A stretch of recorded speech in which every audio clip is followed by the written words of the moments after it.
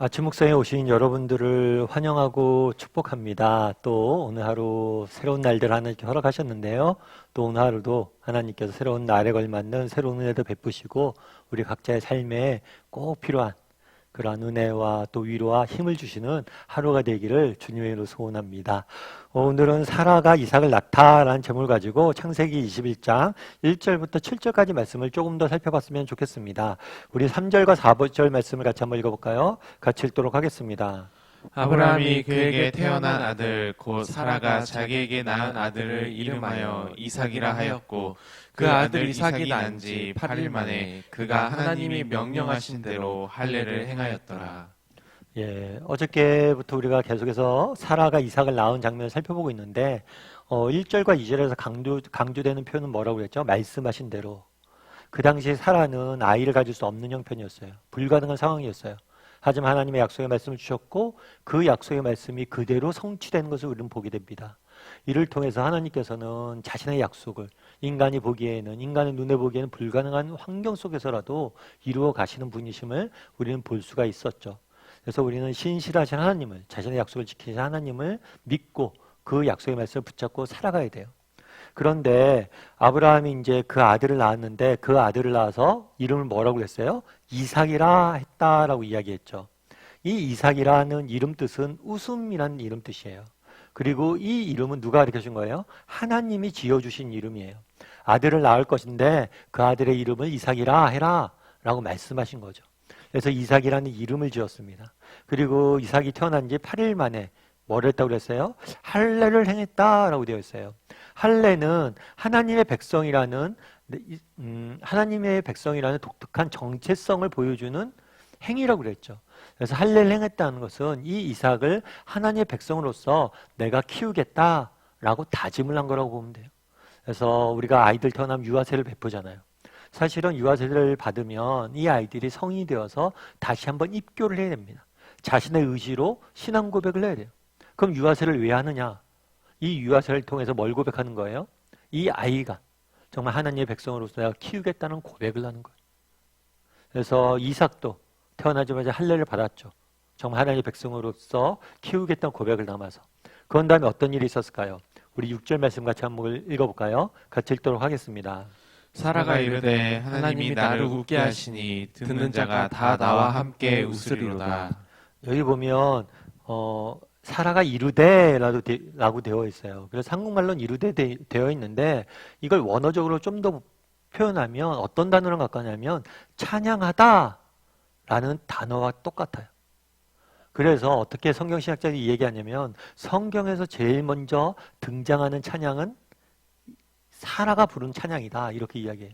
그래서 이 사라의 찬양은 모든 하나님을 찬양하는 사람들의 노래의 원천이 되었다 이렇게 이야기해요. 그러면 사라가 하나님을 찬양했는데 찬양한 내용이 뭐예요? 하나님이 나를 뭐예요? 웃게 하셨다는 거예요. 그리고 그로 인해서 모든 사람이 나와 함께 웃었다라고 이야기를 합니다. 우리가 계속해서 살펴보지만 성경은 이 웃음이라는 단어를 가지고 굉장히 반복해서 사용하고 있는 모습들을 보게 되죠. 처음에 하나님께서 사라에게 나타나서 아들을 줄 것이라고 얘기했을 때 사라가 웃었죠. 그때는 쓴 웃음이었죠. 그 당시에는 아들을 낳을 수 없는, 생물학적으로 아들을 낳을 수 없는 형편이었어요. 그런데 아들을 주겠다고 하니까 자조 섞인 웃음을 지은 거죠. 어떻게 내가 아들을 낳냐고, 나 같은 사람이. 쓴 웃음을 지었어요. 그런데 오늘 지은 웃음 뭐예요? 기쁨의 웃음이죠. 그리고 이삭의 이름의 뜻이 뭐라고 했어요? 기쁨이라고 했죠. 웃음이라고 했죠. 결국에 오늘 본문을 통해서 웃음을 통해서 주고자 했던 메시지는 뭐예요? 하나님은 우리의 눈물도 우리의 아픔도 뭘로 바꿀 수 있는 분이란 거예요? 기쁨으로 바꿀 수 있는 분이 하나님이란 거예요. 되게 멋진 일이죠. 우리 하나님은 누구세요? 우리의 아픔도 눈물도 정말 괴로움조차도 뭘로 바꾸시는?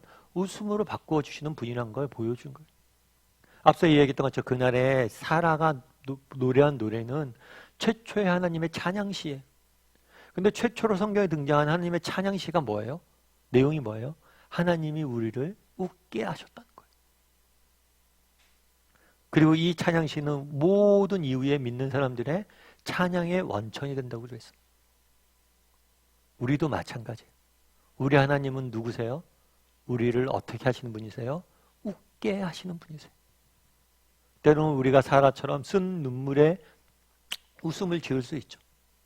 정말 슬픔에 눈물을 지을 수도 있고 슬픔에 골짜기 들어갈 수도 있어요.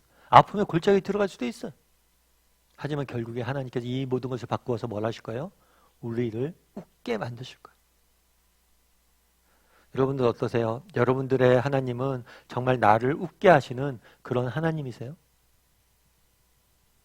한번 돌아봤으면 좋겠어요. 그리고 우리를 웃게 하시는 그 하나님을 바라볼 수 있었으면 좋겠어요. 어떤 여배우의 이야기를 제가 읽은 적이 있어요. 이 여배우는 귀족 집안의 딸로 태어났습니다. 그러니까 얼마나 유복한 가정에서 부족함 없이 자랐겠어요. 예전의 귀족이면. 그런데 안타까운 건 뭐냐면 2차 세계대전이 일어난 거예요. 그럼 어떻게 되겠어요? 귀족 집안이었지만 전쟁 통해 모든 것을 잃었어요. 그래서 너무나 가난한 형편에 처하게 된 거죠. 그래서 정말 먹을 게 없어서 튤립을 먹고 자랄 정도로 온갖 고생을 잘한 거예요. 하고 온갖 고생을 다 한 거예요. 이 여배우 같은 거 원래 꿈이 발레리나였어요. 그런데 전쟁이 나고 집안이 망하니까 그런 꿈들을 꿀 수가 없죠. 먹고 살 것도 없는데. 그래서 이 일 저 일 엄청 많이 고생을 하면서 이 일 저 일 했습니다. 그러다가 한 번은 영화배우의 단역으로 나가게 됐어요. 그런 다음에 단역을 한 다음에 연기에 대한 관심이 생긴 거예요. 왜냐하면 발레할 때 자기가 누렸던 자유로움을 연기를 할 때 느낀 거예요. 그래서 어렸을 때 자기가 꿈꿨던 발레리나라는 꿈을 배우로서 꾸길 원했어요. 그래서 배우로서 자기가 살아가려고 계속해서 도전을 했어요. 그런데 쉽지가 않았어요. 워낙 생긴 게 이국적으로 생겼고 키가 너무 커서 많은 사람들이 단역으로만 쓰지 주연 배우나 조연 배우로 쓰지 않았어요. 그런데 한 번 어떤 신인 감독이 이 사람을 잘 봤어요. 그래서 이 사람을 주연으로 한 영화를 찍게 된 거죠. 얼마나 기다렸던 기회였어요. 그런데 더 놀라운 것은 이 영화가 굉장히 히트를 친 거예요. 그래서 영화가 개봉하고 그 다음날 거리에 나갔는데 사람들이 그러더래요. 야, 오드리 헵번이다. 로마의 휴일에 오드리 헵번이다. 막 사람들이 그러면서 자기가 하루아침에 스타가 됐다고 이야기하더라고요. 물론 오드리 헵번은 그 영화에서 영화의 뭐랄까 경력이 그렇게 길지가 않아요. 이 배우 같은 경우에는 영화 배우로서의 길지가 않고 오히려 배우로서 하기보다는 뭐 유니세프나 이런 데서 봉사활동을 굉장히 많이 했어요. 그래서 나중에 오드리 헵번 평화상이라는 상이 생길 정도로 오드리 헵번은 배우로보다는 이렇게 봉사하는데 훨씬 더 많은 시간을 썼어요. 그럼 왜 이렇게 봉사를 많이 합니까? 물어보니까 전쟁 때 자기가 그런 구호 물품을 받고 자기가 생명을 유지했던 거예요. 그러다 보니까 자기도 누군가를 도와야 된다는 그런 사명이 생긴 거죠. 그래서 그런 얘기를 하는 거예요. 제가 정말 어렸을 때 전쟁이나 아픔을 겪었지만 정말 그 아픔을 통해서 정말 내 삶은 산산조각났고 내 발레리나라는 꿈은 깨졌지만 정말 내가 전혀 알지 못했던 오드리 헵번이라는 그런 배우를 만나게 됐다. 이렇게 이야기하더라고요. 그래서 이 오드리 헵번이 나중에 아들에게 뭐라고 썼냐면 글을 썼는데 이렇게 썼어요. 아들아, 삶은 항상 좌절을 준단다. 때론 내 꿈을 포기해야 할 상황이 될지도 모른단다. 하지만 그때마다 기억해 두렴. 세상은 꿈을 좌절시킬 만한 힘을 가지고 있지만 거기까지일 뿐이다. 그러니 좌절할지라도 계속 꿈을 꾸어라. 인생이 변덕이 심해서 이유 없이 모든 것을 빼앗아 가기도 하지만 포기하지 않는 자에게는 반드시 한 번의 기회를 주니까. 특별히 인생이 변덕이 심해서 이 표현이 저는 굉장히 많이 와닿더라고요. 그날의 사라도 마찬가지죠. 사라에게 모든 것이 빼앗겼어요. 정말 아들 한 명 갖길 소원했는데 평생 하나님께 들어주지 않았어요. 하지만 그것으로 끝나지 않았잖아요. 사라가 뭐라고 이야기합니까? 그분이 나를 웃게 하셨다. 그리고 모두가 나와 함께 웃게 하셨다. 우리도 마찬가지예요. 우리 하나님 어떤 분이세요? 우리로 하여금 웃게 하실 분이세요. 지금 여러분들 눈물의 골짜기를 지나고 있습니까? 인생을 살면서 쓴 웃음을 짓고 있습니까? 근데 우리 하나님은 우리를 웃게 하실 분이에요. 그런 하나님을 좀 바라봤으면 좋겠어요. 이 시간 우리 함께 묵상했으면 좋겠어요. 오늘 하루는 나는 정말 사라처럼 고백할 수 있는가? 하나님이 나를 웃게 하시니? 라고 고백할 수 있는 사람인가? 그리고 하나님께서 궁극적으로 우리를 웃게 하실 것을 믿고 오늘 믿음의 길을 걸어갈 수 있는 사람인지 이제 돌아봤으면 좋겠고요. 또 그렇게 믿음의 길을 걸어갈 줄 아는 저와 여러분이 되기를 주님의 이름으로 소원합니다. 우리 함께 기도했으면 좋겠는데요. 기도하실 때 오늘 말씀 기억하면서 함께 기도했으면 좋겠습니다. 그날에 사라가 정말 아들을 낳고 고백합니다. 정말 우리 모두의 찬송이 되었다라고 이야기합니다. 그 내용이 무엇입니까? 하나님이 나를 웃게 하셨다. 정말 한때는 쓴웃음을 졌고 한때는 너무나 많은 눈물을 흘렸는데 그 눈물을, 그 쓴웃음을 기쁨의 웃음을 바꿔주셨다라고 고백합니다. 우리 하나님이 누구십니까? 우리를 웃게 하실 분이에요. 난 얼마나 이런 하나님에 대해서 믿고 있는지, 신뢰하고 있는지, 소망하고 있는지, 정말 이런 하나님의 계심을 믿지 않고 절망 중에 빠져있는 사람은 아닌지 돌아보게 도와달라고, 그리고 정말 우리를 웃게 하실 그 하나님을 바라봄으로 믿음의 길을 하루하루 걸어갈 수 있는 우리 모두가 되게 해달라고 이제 함께 기도했으면 좋겠습니다. 또 기도하실 때 오늘 하루 하나님께서 지키시고 인도하시고 보호해달라고 오늘 하루의 삶을 위해서 또 기도하겠습니다. 같이 기도하시겠습니다.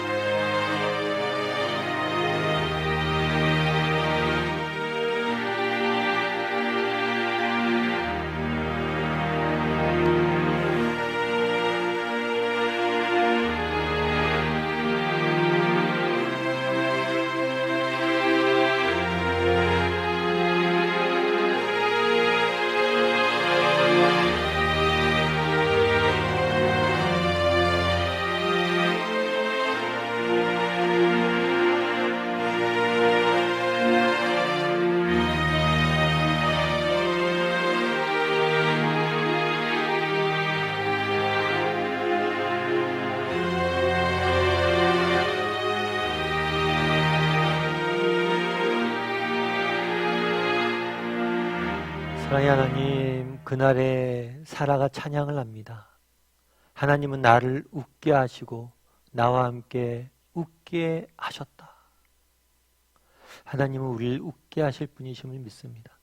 때로는 우리가 쓴 웃음을 짓고 정말 눈물의 기도를 흘리는 날들도 있지만 그 모든 것을 바꾸어서 우리로 하여금 웃게 하실 분이심을 믿습니다. 그렇게 하나님께서 우리의 인생을 기쁨의 웃음을 채우실 날들을 바라보므로 끝까지 믿음의 길을 걸어갈 줄 아는 우리 모두가 될 수 있도록 주여 은혜를 더하여 주시옵소서. 정말 사랑하는 성도님들 가운데 인생의 중요한 문제 앞에서, 정말 인생의 중요한 정말 아픔 앞에서, 고난 앞에서, 역경 앞에서 씨름하고 있는 분들이 있습니까? 정말 그날의 사라를 웃게 하셨던 하나님께서 우리를 웃게 하실 것을 믿음으로 지금의 어려움들을 넉넉히 이겨낼 수 아는 우리 모두가 될 수 있도록 주여 은혜를 더하여 주시옵소서. 오늘 하루의 삶도 하나님 앞에 올려드리오니 오늘도 우리를 웃게 하시고 우리에게 정말 내면에 그 하늘로부터 내려오는 기쁨들을 맛보게 하시고 그 기쁨을 하루를 살아갈 수 있도록 주여 붙잡아 주시옵소서. 오늘도 이렇게 귀한 시간 허락하여 주시면 감사드리며 모든 말씀 예수님의 이름으로 기도드리옵나이다. 아멘.